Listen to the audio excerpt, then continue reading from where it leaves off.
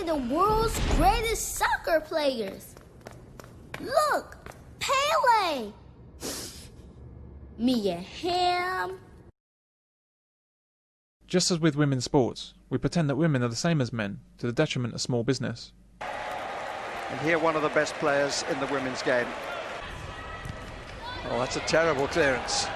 In the UK, a company has to have 5 employees or more before the government may investigate them for not hiring women. This number is no accident. A company has to be a certain size before it can afford to hire women. Smaller companies that hire women are likely to go under. No, but she won't be in this afternoon. What? Why not? How much do you know about gynecology? With their increased rates of illness, unique women's troubles, lower work rate, shorter hours worked, toxicity to other workers with accusations of sexual harassment and pay gap complaints, and of course, with their right to 52 weeks maternity leave, women are simply not affordable for smaller businesses. Hiring a woman of childbearing age is like inviting a time bomb into a business. Smaller companies have enough challenges, without cancerous women attacking from within. But in larger organisations, public and private, there's huge pressure to hire more and more women. And if they don't, explanations are required, and heads will roll. They stay, or I go. Then you can tell the brass how you lost one of LA's 2 female captains because she was too tough on crime. This is why large organisations are swimming with female workers. A great number of them are being carried by the real work of their male colleagues, who don't have the right to maternity leave, and who can't get away with time off or men's troubles. The size of the business hides their relative lack of productivity, and enables it to manage the toxicity of female employees. I warned you, this office is sexually charged. It amounts to a hostile working environment. Almost every woman here has signed the complaint. You gotta be kidding. Oh, I don't kid about serious issues. What are you doing? I'm asserting the rights of the women in the workplace. Yeah. What are you doing? You do know that shaving doesn't actually get rid of pubic lice. They can still hold on to the stubble. You bastards! You're lucky they didn't whack a load of aftershave down there. That would sting. It's also highly flammable. You could have been running around with your balls on fire. If the men were laughing about her breasts being on fire, would she laugh along? Or would the fire brigade and every fireman on that truck be up on charges?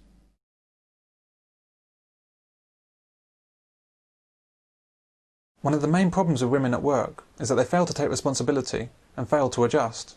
They expect the job to adjust to them, and society supports this female attitude. When a man joins the fire service, he thinks, what do I have to do to fit in? A woman thinks, how can I change the job to suit me? Chief, in my last house they gave me my own sleeping quarters. No problem. And they also gave me my own bathroom. Look, you want to fight fights with these guys, right? Side by side, life and death. Right. Well, then maybe you should figure out where and when to take a shit. Could you imagine the stink it would cause if I called headquarters and said I was getting the cold shoulder from Chief Riley over something as stupid as a personal hygiene issue? Thanks.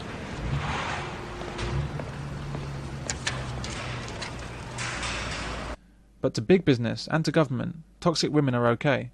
They're a necessary evil.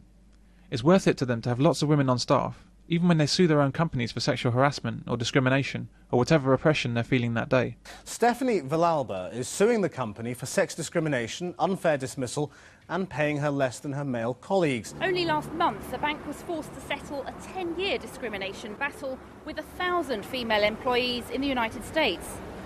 This case also throws a spotlight on what many see as a macho culture in the city, which is driving many women to seek redress against their employers. The city doesn't have a macho culture. What it does have is a lot of men who are very good at what they do, and only a few women that can keep up. But instead of looking to improve their performance to equal that of men, women prefer to cry foul. Women out of the home and in the workplace is always going to be a net benefit for big business, and that's why they don't care about losing industrial tribunals or consequences to smaller businesses or families. There's just so much money to be made when they look at the big picture. I have a small business. I'm not saying that I wouldn't hire a woman, but if I had a choice between hiring a woman of childbearing age and cutting out my own kidneys with a spoon, I'd have to get back to you on that.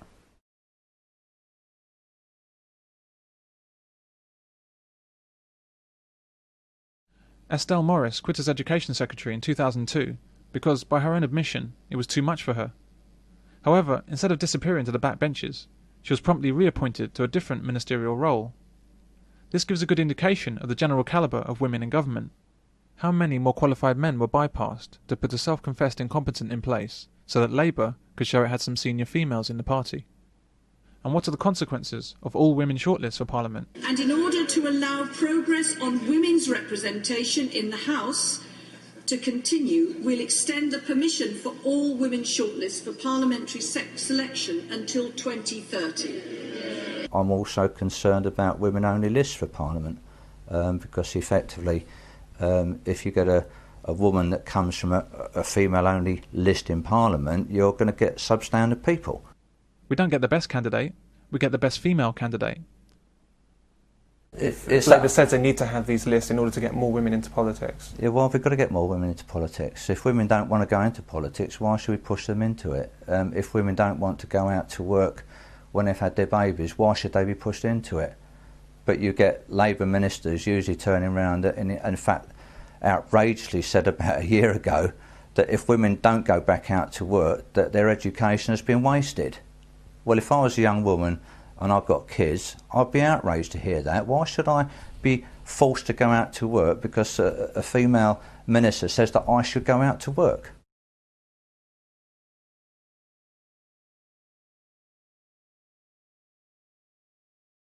But as well as frequently getting inferior candidates, there is another far more significant problem with female politicians. The problem with females in politics is that they cannot see past their sex.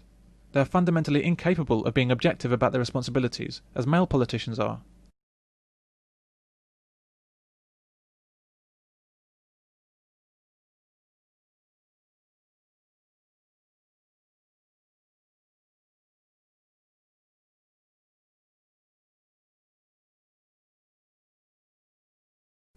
Take this member of the European Parliament. Hello, I'm Mary Honeyball. I'm a British MEP. I'm from London.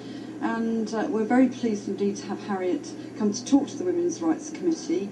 The recession is hitting women more than men. I mean, we certainly know that in the UK, and I think it's the same across Europe. So it's very important that the Women's Rights Committee discusses this matter, and we're very pleased indeed to have Harriet with us to do that. This woman is supposed to be representing all the people of the UK, but she's clearly only representing women. Anyone who could believe that the global recession is somehow worse for women is not merely mistaken. She's evil, and quite possibly demented. Yet in our male-dominated society, she's free to say it, and free to discriminate against men at the highest levels of public policy.